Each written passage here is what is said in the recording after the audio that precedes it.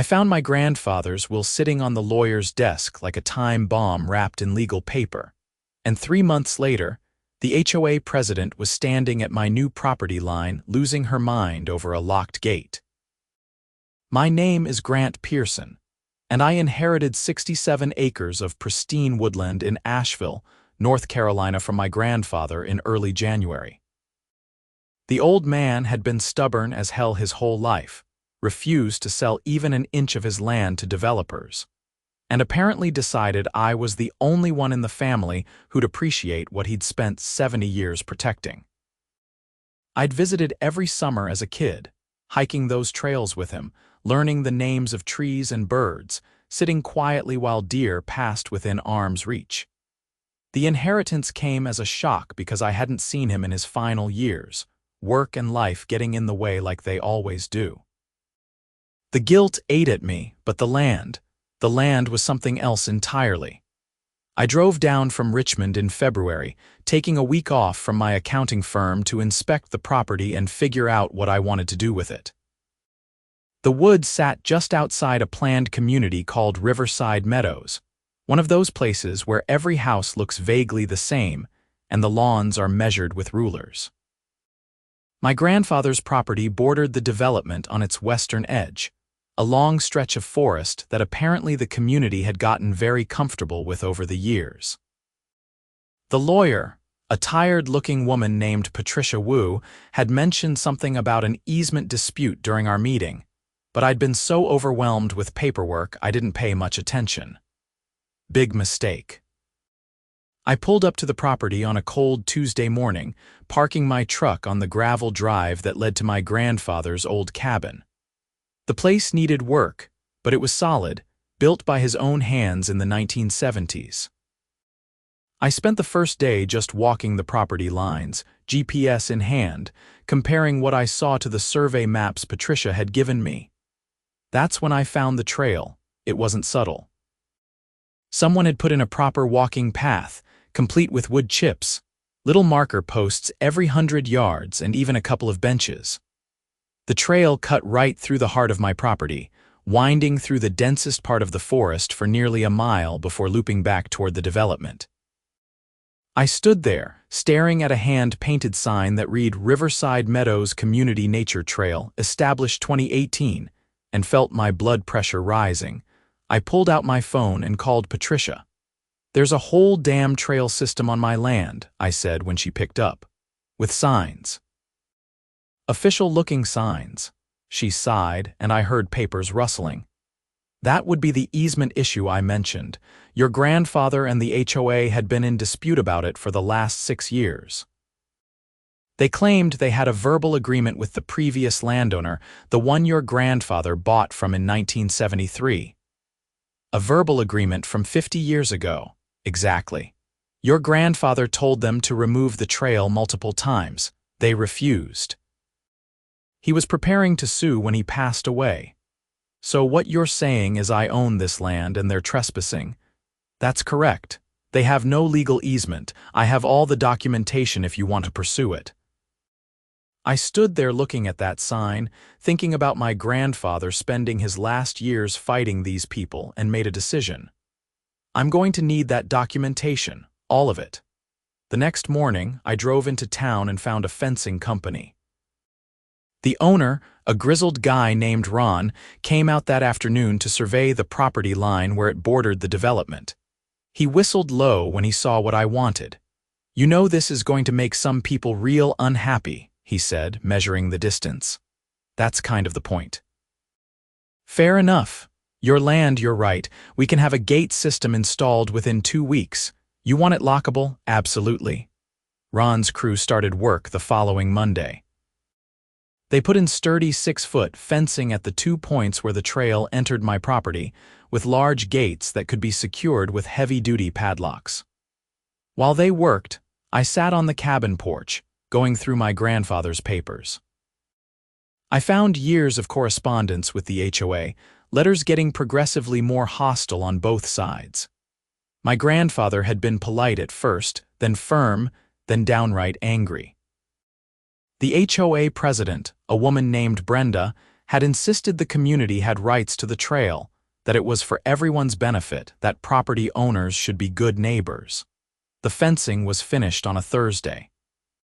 I locked both gates that evening and went to bed feeling like I'd accomplished something, honoring my grandfather's wishes and protecting what was mine. I should have known it wouldn't be that simple. Friday morning, I was woken up at 7 by someone pounding on my cabin door like they were trying to break it down. I stumbled out of bed, pulled on jeans, and yanked the door open to find a woman in her late 40s with that particular haircut. You know the one, standing on my porch with her face the color of a ripe tomato. "What the hell do you think you're doing?" She shouted before I could even say good morning. "I'm sorry, who are you?" "I'm Brenda Pearson, president of the Riverside Meadows HOA, and you have blocked access to our community trail." I leaned against the doorframe, still trying to wake up. "You mean the trail that crosses my private property without permission? We have an agreement." "No, you don't. I've seen all the documentation. You have nothing in writing, no legal easement, nothing. That trail is trespassing and I've closed it." Brenda's eyes went wide like I'd just announced I was burning down an orphanage. "Do you have any idea how many people use that trail? Families, children, elderly residents who need gentle exercise. This is about community health and well-being. Then build a trail on community property." "The trail has been there for 8 years, on my property, without permission, illegally." She sputtered for a moment, clearly not used to being contradicted. "Your grandfather was an unreasonable old man and apparently you're cut from the same cloth. This isn't over." She stormed off to a white SUV parked in my driveway and I watched her peel out, spraying gravel. I made coffee and tried to shake off the encounter, but I had a sinking feeling this was just the beginning. I was right. By Saturday morning, my phone was ringing off the hook. I'd made the mistake of leaving my contact information with the county when I updated the property records, and apparently the HOA had gotten hold of it. I stopped answering after the 5th call threatened legal action. Sunday afternoon, I decided to walk my property, check on the gates, make sure everything was secure. When I reached the southern gate, I found about 20 people standing on the other side, held back only by the locked fence. They started yelling the moment they saw me, "This is public land." One man shouted, "You can't just block a trail," a woman added. I walked up to the gate, keeping my expression neutral. "This is private property. It's been private property for over 50 years. The trail was built without the landowner's permission. But everyone uses it." This from a younger woman with a jogging stroller. "It's the only safe place to walk around here. The roads don't have sidewalks." I actually felt a twinge of sympathy for that one. "I'm sorry about the sidewalk situation, but that doesn't give anyone the right to use my land. You need to take that up with your HOA and the county. We have an agreement." Brenda had appeared at the front of the crowd, phone in hand, filming me. "This is harassment. This is denying the community its rights. You have no rights here. This is private property. We'll sue. Go ahead."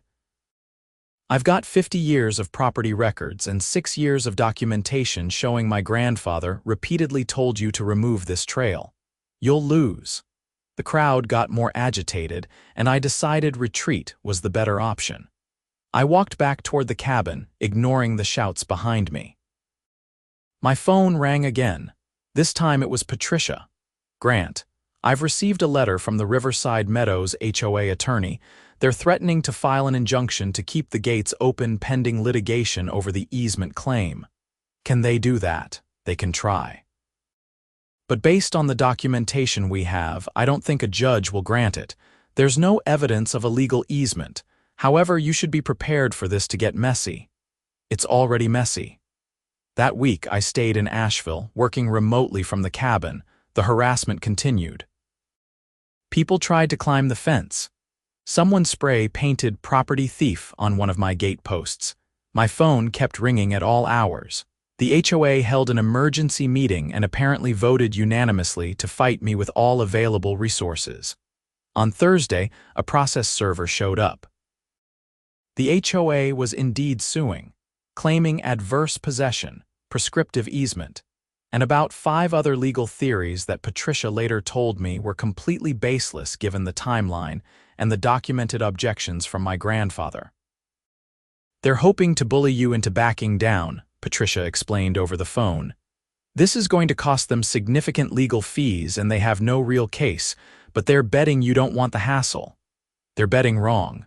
"Good, I'll file our response." In the meantime, document everything. Every phone call, every act of vandalism, everything. I started keeping a log. Friday night, someone cut the lock on the southern gate.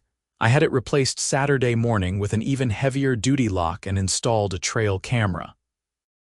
Saturday night, the camera caught 3 people trying to remove the fence posts with a jack. I called the sheriff's department. Deputy Martinez showed up Sunday morning, watched the footage, and shook his head. "This is a civil matter mostly, but the vandalism and destruction of property, that's criminal. Do you want to press charges?" "I want them to stop destroying my property." "I'll pay a visit to the HOA office, make it clear this behavior needs to end." "But Mr. Pearson, you should know, there's a lot of anger in that community right now. People feel like you took something from them." "I didn't take anything. It was never theirs." "I understand that. Legally, you're in the right. I'm just saying emotions are running high." He wasn't kidding. Monday morning, I found a dead deer left on my porch. Tuesday, someone slashed 2 of my truck tires. Wednesday, a group of protesters showed up with signs, marching along the property line, chanting about community rights and greedy landowners. I called Patricia again. "This is getting out of hand." "I've documented all of it for the court file. Actually, their behavior is helping our case. It shows a pattern of disrespect for property rights. The hearing for their injunction is scheduled for next Friday. Judge Morrison is handling it. She's fair but no nonsense." That Friday, I drove to the courthouse in downtown Asheville. The HOA had brought an army. Brenda was there with at least 30 residents, all wearing matching T-shirts that said, "Save Our Trail." Their attorney, a slick-looking guy named Derek Hammond, had a stack of documents and a confident smile. Patricia and I sat on our side of the courtroom, just the 2 of us. Judge Morrison, a black woman in her 60s with sharp eyes, called the hearing to order. Hammond went first, painting me as a cruel outsider trying to destroy a beloved community resource. He brought up the health benefits of the trail, testimonials from residents about how much they relied on it, photos of children hiking with their families. He talked about good faith reliance on the trail's existence, about how the community had maintained it for years, about how my grandfather had never actually physically blocked access. The community believed, in good faith, that they had permission to use this trail, Hammond argued. They've invested time and resources in maintaining it. They've incorporated it into their daily lives. Mr. Pearson's sudden decision to block access is unreasonable and harmful. When it was Patricia's turn, she was surgical. She presented the property records, showing clear ownership going back decades. She presented every single letter my grandfather had sent to the HOA, objecting to the trail, demanding its removal, threatening legal action. "Your Honor, there was no good faith here," Patricia said. Mr. Grant Pearson's grandfather objected repeatedly in writing for 6 years. The HOA chose to ignore those objections. They built this trail knowing they had no permission, betting that the landowner wouldn't follow through on his threats to sue. That's not good faith. That's trespassing with a smile.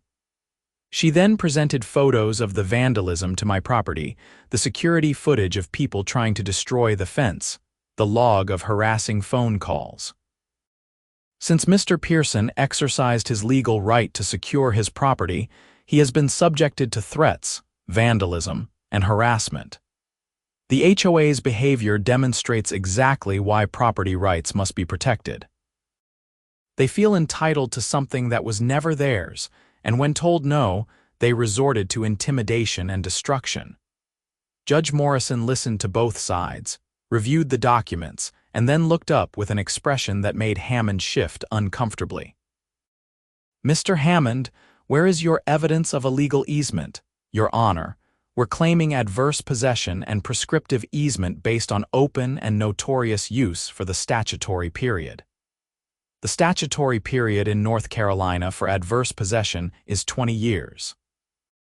This trail has existed for 8 years, and prescriptive easement requires that the use be adverse to the owner's rights.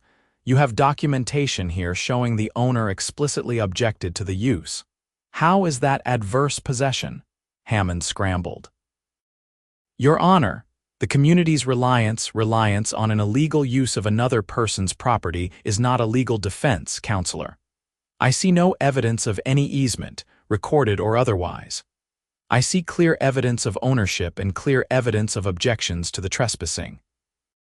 Motion for injunction denied. The HOA section of the courtroom erupted in angry murmurs. Judge Morrison banged her gavel.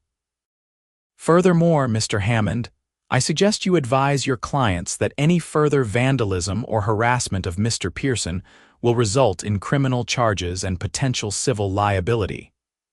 This hearing is adjourned. I walked out of that courthouse feeling vindicated, but the look on Brenda's face told me this wasn't over. She caught up with me in the parking lot. You think you've won? She hissed.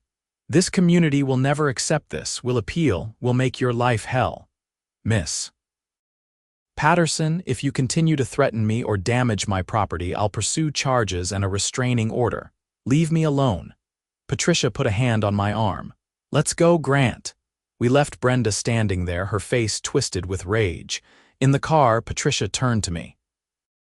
They'll probably appeal the decision, but they won't win. You should prepare for their main lawsuit to move forward, though. They've invested too much political capital to back down now. The next few weeks were tense but quieter. The protests stopped.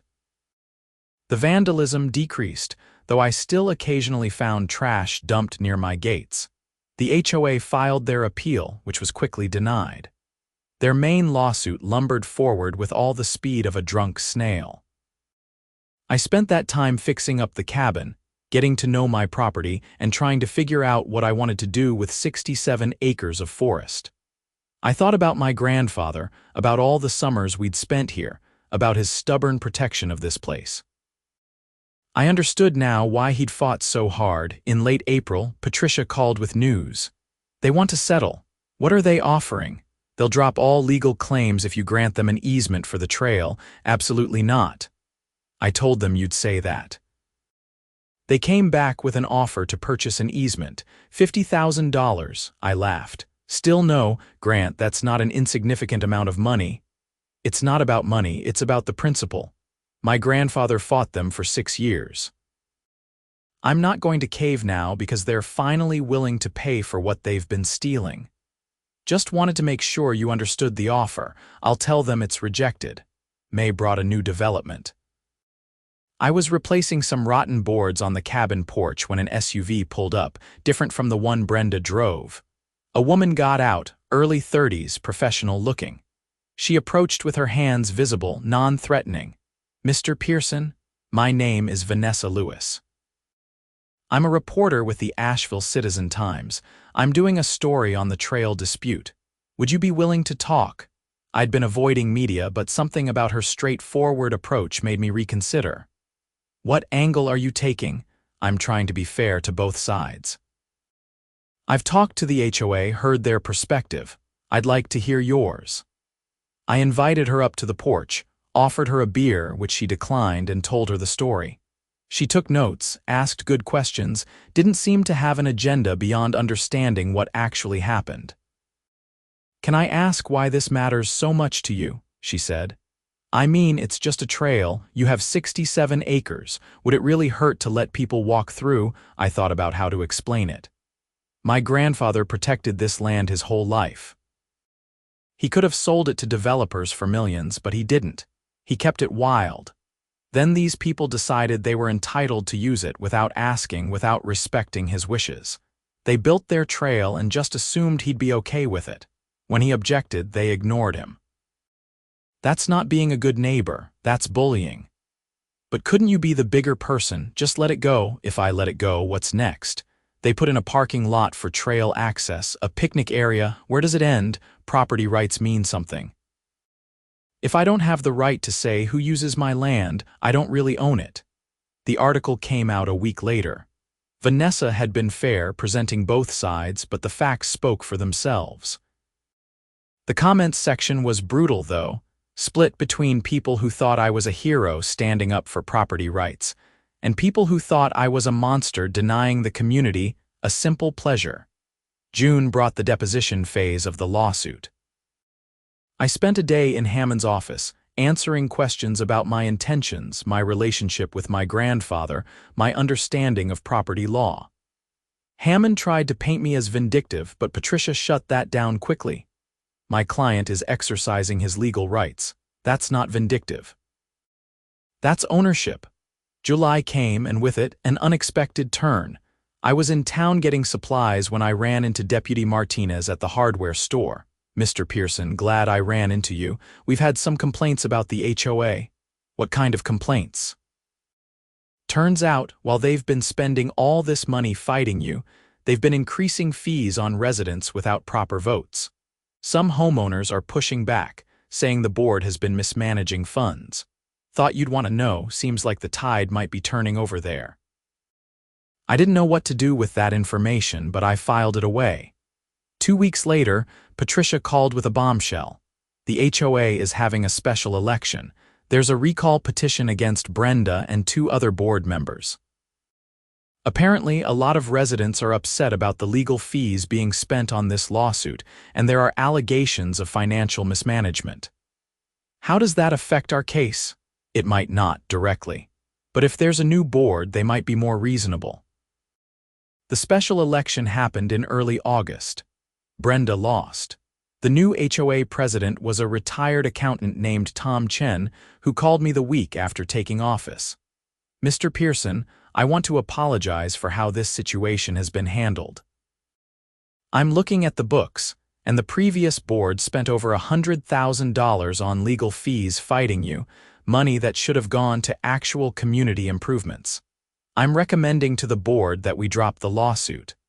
"I appreciate that, Mr. Chen. I do want to ask, and I know you've said no before, but is there any possibility of working out some kind of limited access? Not saying you have to, just asking if you'd be willing to discuss it." I thought about it. With Brenda gone, with new leadership that seemed reasonable, maybe there was room for conversation.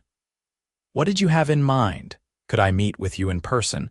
Look at the property, talk about options. No pressure, no legal threats. Just 2 reasonable people having a conversation." We met the following Saturday.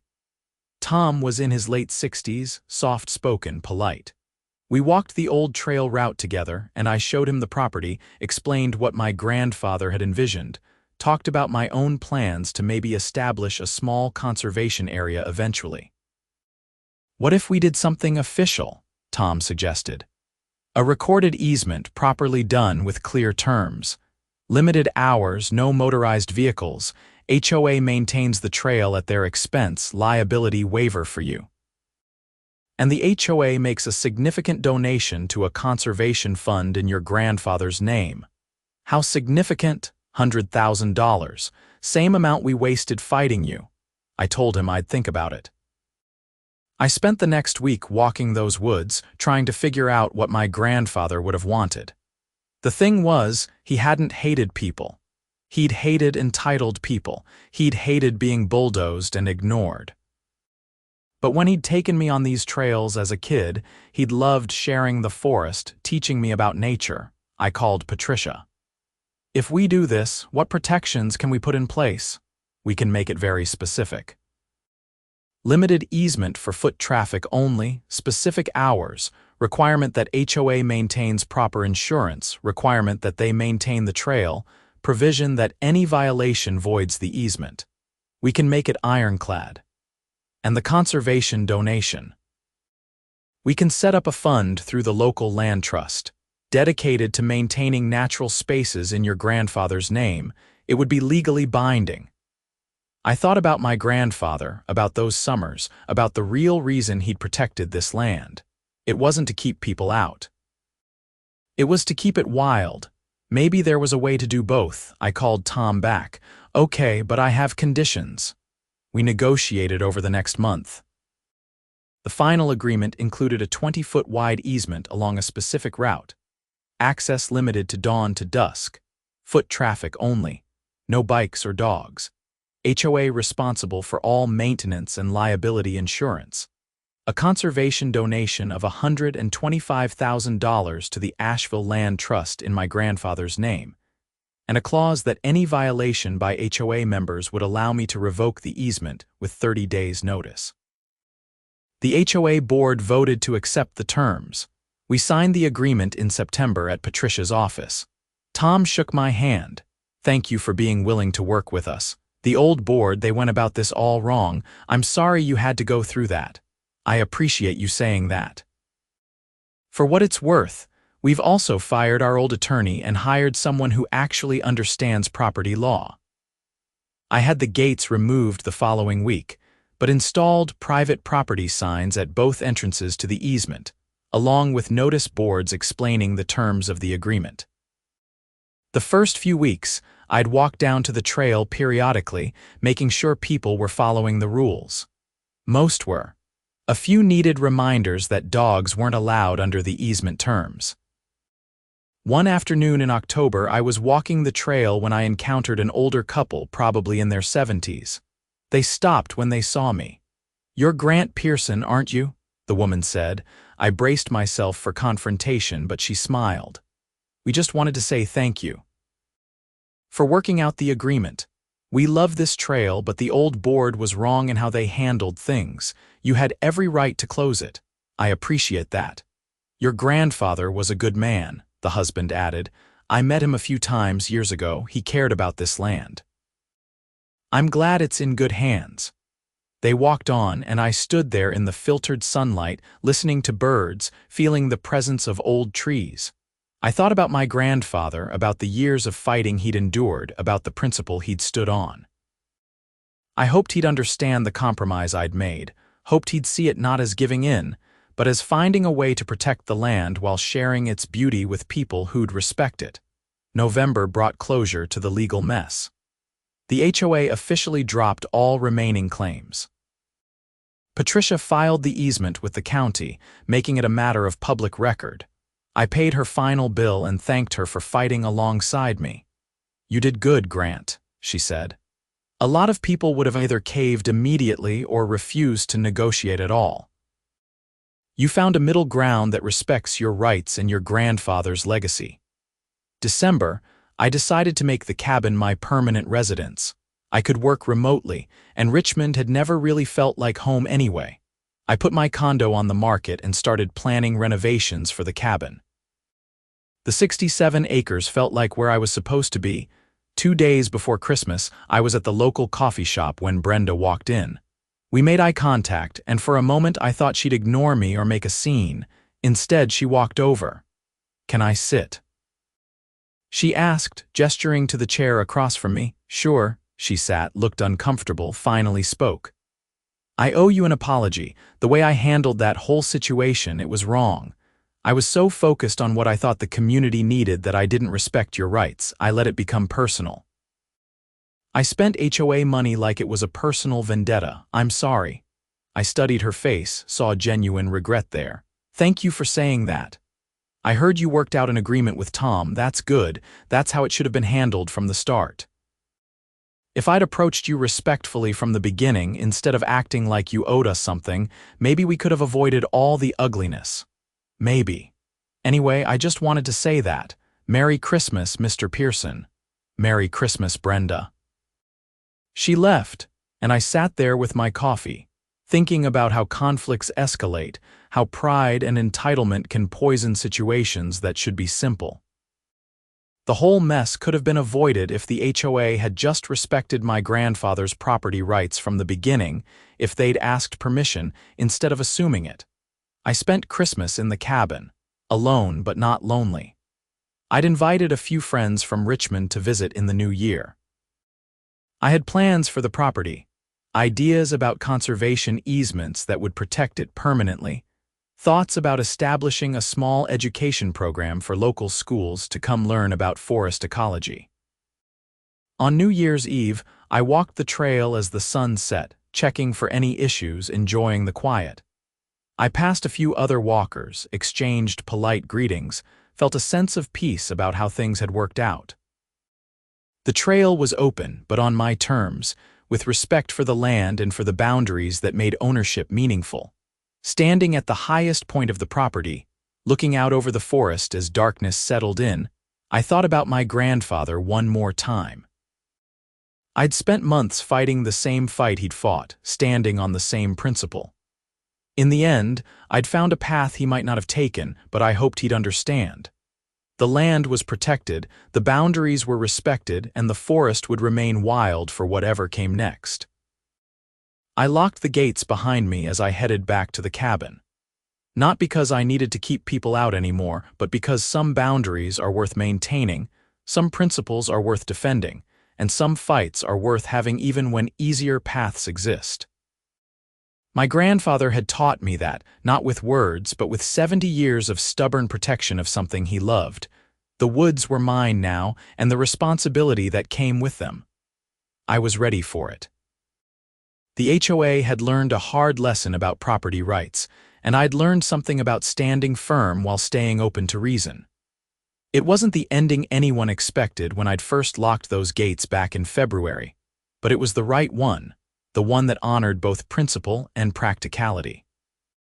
As I walked into the cabin, turned on the lights, and started a fire in the stone hearth my grandfather had built with his own hands, I felt settled in a way I never had in the city. This was home now.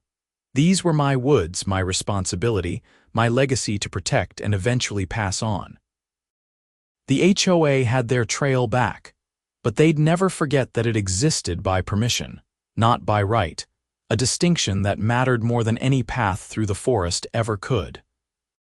The lawsuit had cost them over $100,000, cost Brenda her position and reputation, and taught the community a lesson about respecting boundaries. For me, it had cost time and stress, but gained me clarity about what mattered and where I belonged. Fair trade, all things considered.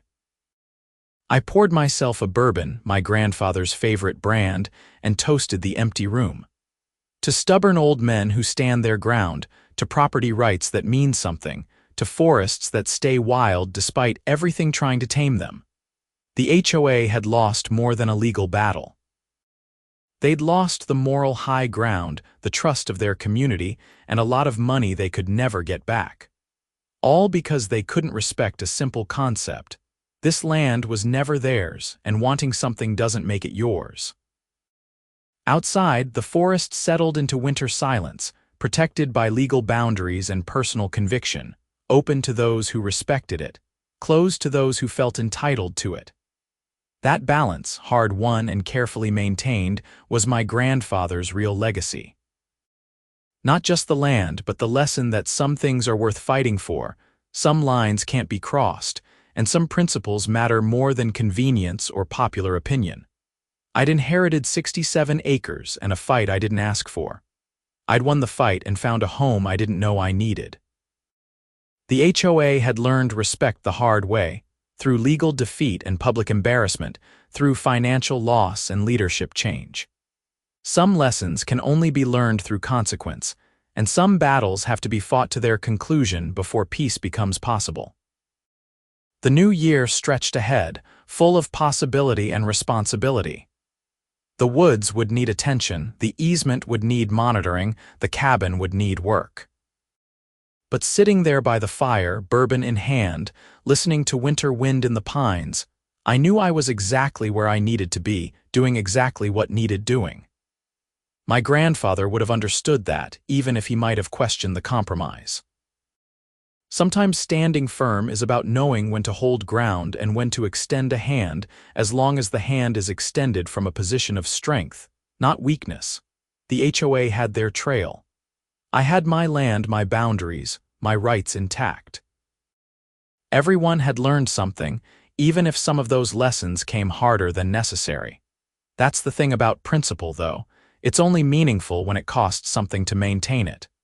The easy path would have been giving in immediately or refusing to negotiate forever. The right path was somewhere in the middle, found through conflict and resolution, through standing firm and strategic flexibility.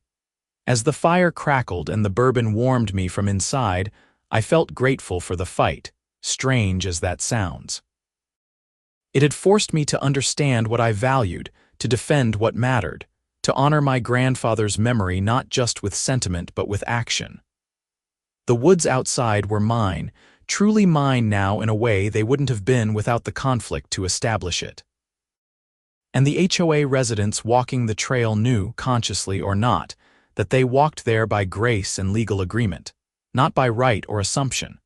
That knowledge, that clear understanding of boundaries and respect, was worth every moment of stress, every legal bill, every angry confrontation. Some things you can't compromise on without losing something essential. My grandfather had known that. Now I knew it too. The woods were safe, the principle was intact, and the future was secure. Everything else was just details, challenges to face as they came, rooted in the solid ground of knowing where you stand and why it matters. The clock struck midnight somewhere in the house, and I raised my glass one more time to absent friends, stubborn principles, and wild places worth protecting.